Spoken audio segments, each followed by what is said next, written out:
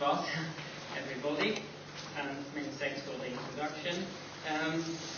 Just before starting presenting this project, which is a project sponsored by the European Commission under the Framework 6, I would like to say a couple of words about our university getting involved into sustainability through the setting up of a new research institute of global sustainability. That is happening now. And I'm leading a small research team that is involved with electronic system modeling, and recently in the last few years we got involved with renewable energy applications. So I'm now going to use the next 10 minutes very quickly to give you an overview of this project, which is a coordination action.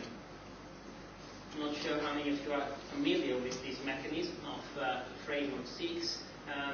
We were sponsored, I think, just in the last round of Framework 6. It is a mechanism that doesn't sponsor research itself. It sponsors the coordination of research existing with different partners. And you can see a list of partners here. We have 11 partners from 7 European countries. Several of them are universities, but also some industrial partners, especially from UK, and we have a few associated third parties, mostly used for the demonstration side on practical aspects of renewables.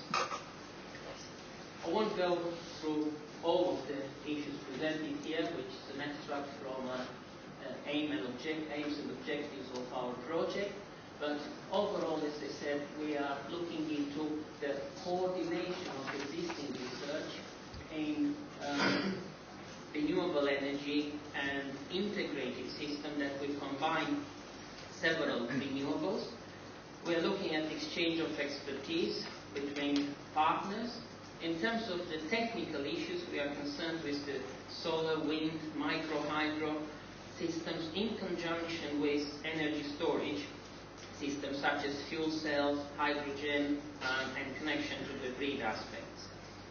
We are looking to ensure power quality and security of service, and the expected benefits of this project with a total value of about £200,000. It is 200,000 euros, but in fact it's almost the same in pounds nowadays. And we hope that through this project all the partners will enhance their knowledge, including technical knowledge, and also we will raise awareness of the general public and the participants in the project. And an important aspect is that this is done at European level. It was one of the conditions for getting sponsorship from the European Commission, and has to correlate this research at European level. And also, the last point is to try to identify areas where further research is needed. Just as an example, a small smart grid. We are looking not so much into the regulatory aspects as in the technology that makes this possible. So you can see a combination of wind energy, hydro energy, photovoltaic panels, and so on, backed up by fuel cells and storage elements. So this is a typical sample of the targeted topology that we are considering. The activities involved in this project, all those marked with a square bullet point we've done so far. So obviously setting up a website which does have information about the project and the intermediate report that we submitted to the European Commission recently. Then we were supposed to submit conferences to papers to a conference and to organize a special session on renewable energy, and we submitted twice as many papers, 16 instead of 8. In the first year we had a set of 4 visits, one in each workshop, one in each work packages, and that was basically to know each other and find out what we're doing in each institution. And then there were 2 longer duration study visits, which ended up with in-depth technical reports for those of you who would be interested to find it out later. And we had the first general meeting summarizing the findings of the project in December last year. We are currently in the process of developing the second round of visits. We've done 2 and we have another 2 scheduled in the next 3 weeks. And at this stage we are critically analyzing the models and trying to identify solutions to improve their operation. Each institution is supposed to organize 1 local public event. This is why we are co-sponsoring this one. And then we will have a general conclusive meeting. These are the 4 work packages. One deals with the power converters and their control with applications to renewables, and the others are focused micro-hydro photovoltaics, wind energy and energy storage.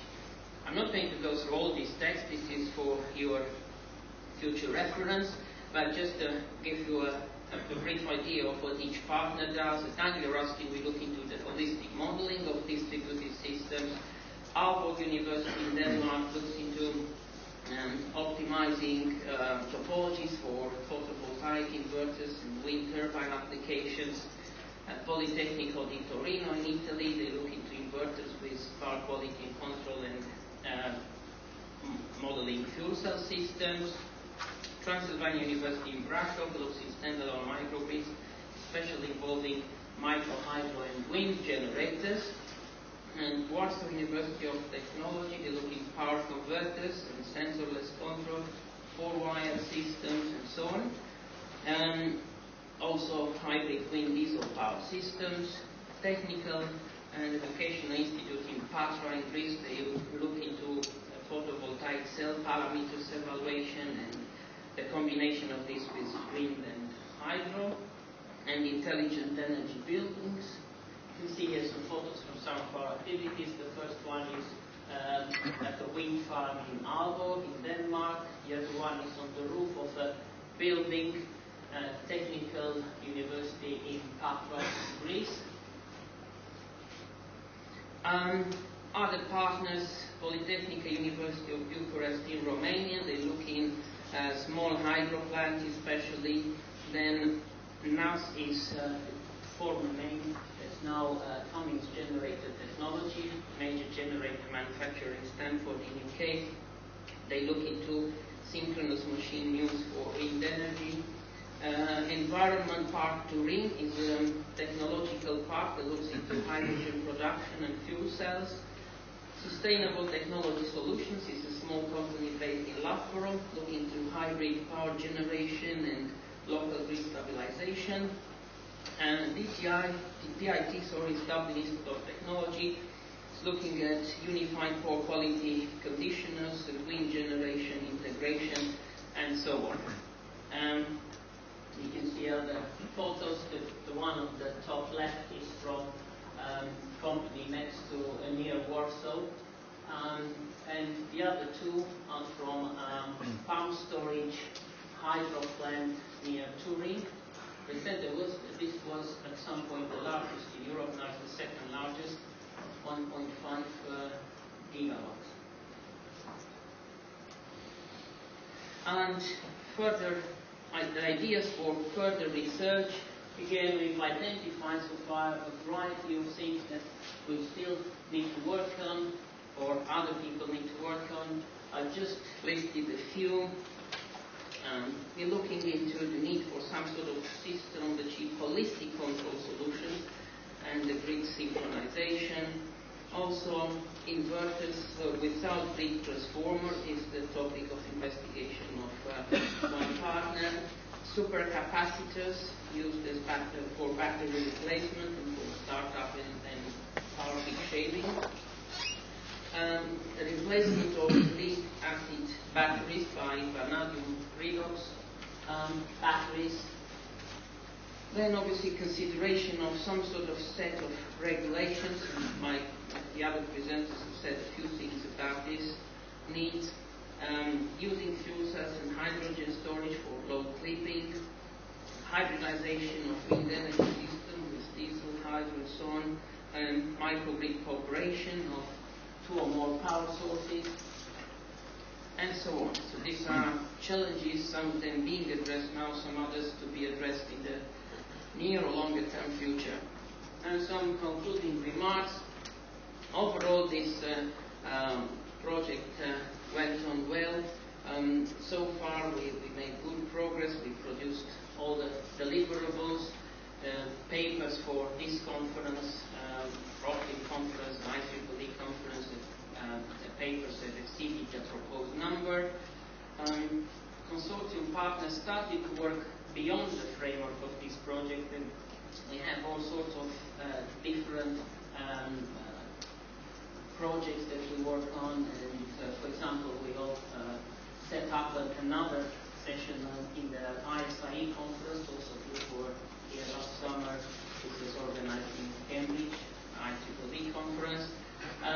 The year one, it was more about the presentation of the activities, but now in year two, we are focused on critically analyzing these solutions, identifying these systems, and identifying solutions, and improving the efficiency of these systems. And so far, the second year is going on well. It's close to its end. We will have a final meeting in November in Patra in Greece to conclude our project, and there will be reports submitted to the European Commission, and some of them will be placed on our website for those of you interested. And obviously, through this project, each partner retains the IP of their activity.